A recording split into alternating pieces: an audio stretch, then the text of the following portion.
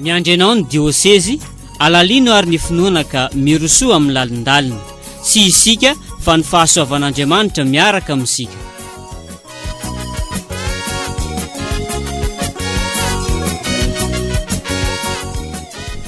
Tiako verenana foana mon père makasika ny Lucien Botovasoa sy ny vadiny tery aloha le hoe mety teraka ohatrany hafahafa amin'ny vadiny le magnaraka le fomba fiaignan'ny Botovasoa zay hafahafa le fomba fizerin'ny fiarahamonina azy le tia vavaka loatra sady manao fiesika everiny fiarahamonina fa hoe sy mety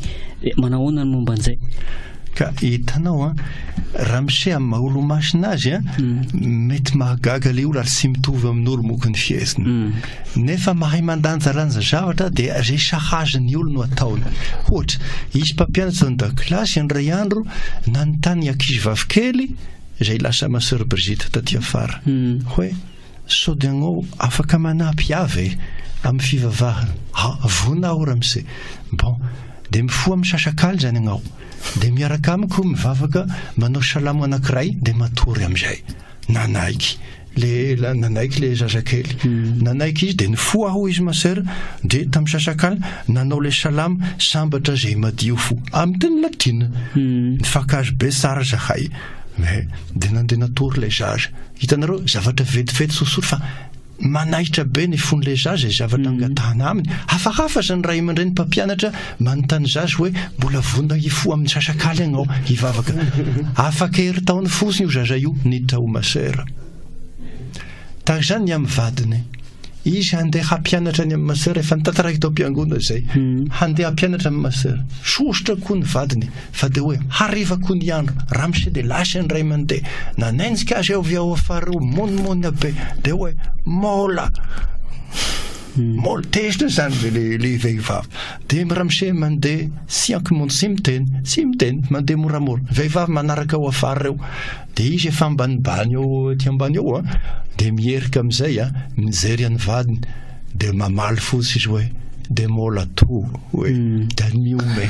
dia hoy vehivavy le vadiny sy izany dia voatery niome koa noho ny fitiavany dia niverina ao an-trano falifaly.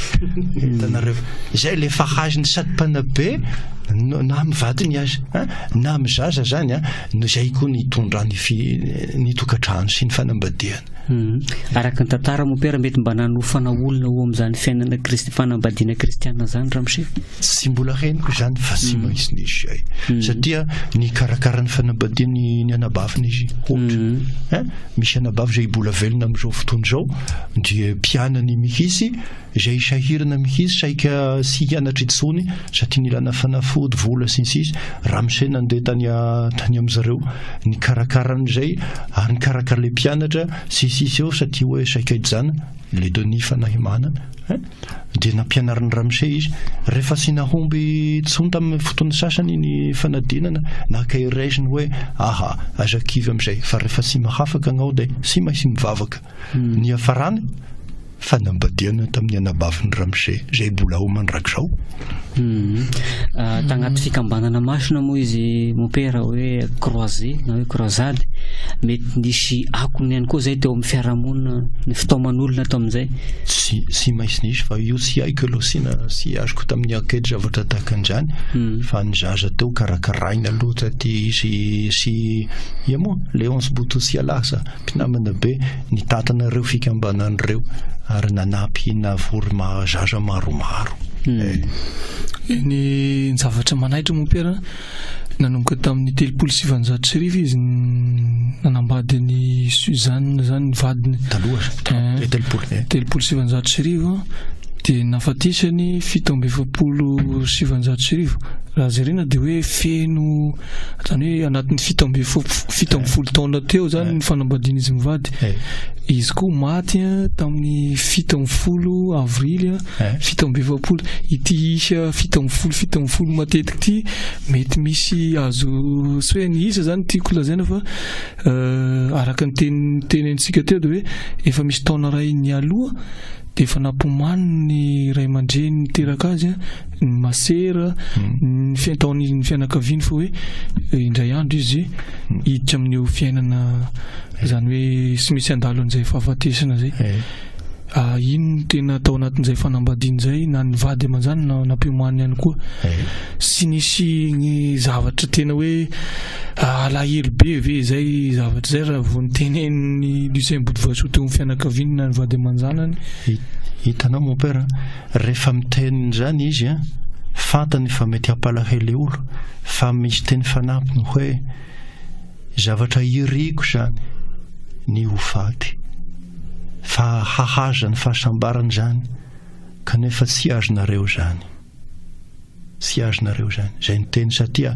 za miny fa nomanin'Andriamanitra tena ny volavolain'Andriamanitra ny fanirina ao anatiny mba ho vona ary maniry teo agny dia fa nomanin'Andriamanitra sy nomena fahasoavana mba ho martiry izy. Zay zavatra ny aina fa io mystera io atsika io zavatra io ka sy takatry ny olo sotra io raha sy fahasoavana manokana mihisy ho an'izany olo zany. Visy de visy ny olo nomen'Andriamanitra fahasoavana hoe maniry ny ho faty hahitan'Andriamanitra, maniry ny lanitra, maniry zany fahasambarany zany izy. Efa tsy olo n'izao tontolo zao intsony ramose, efa tsy olo zao tontolo zao intsony. Ka izany zany mety natonga ny vadiny hoe dia efa mola anao tika. Marina ka ivery sy anaiky an'izay fa ny mahafinaritra dia re izy ihany no mitantaran'izany ampanetretena tanteraka ary sarovany sy sapany le fitiavan'ny vady azy na dia izy sy naharaka le toe-tsainy mazava loatra fa fantany fa avy amin'Andriamanitra io. Tena tantarahina ampanetretena tanteraka mihitsy tamin'ny tompoko la père de guise ireo zavatra ireo taratasy mipetraka ireo. Dia tao anatin'ny fanambadiana mon père, tao anatin'ny fiainam-panahy ny masinday François d'Assise izy no nivelona ny tao anatin'ny hoe ty fianakaviany tertiaire. Razarena zany tantara dia ny pretra lazariste nanabe anazy tany am-piandohana nandraisany sakramenta tamin'ny fanambadiana. Mopera jésuite tany Fianarasona nanabe azy tamin'ny famolavolana ny toe-saina tamin'ny fahalalana. Ny fianakaviana franciscane nanabe azy amin'ny toe-piainana tena maolom-baovao. Ka izay rehetra zay azo mopera tao hoe mety nisy akon'izay koa teo anivon'ny tokantrano nisy ny Lucien. Dia mystère koa ry tena mampieritreritra antsika zany na ny ray tamin'ny olo-masina samihafa izy. Hitanao le devise napetraka am-piangonana ao ad maiorem dei gloriam ho voninahitra Andriamanitra lehibe indrindra tamin'ny jesuita io. Nefa izy teo am-pelantanan'ny lazariste teto dia ny fahatrahana ny fitiavana ny mahantra zay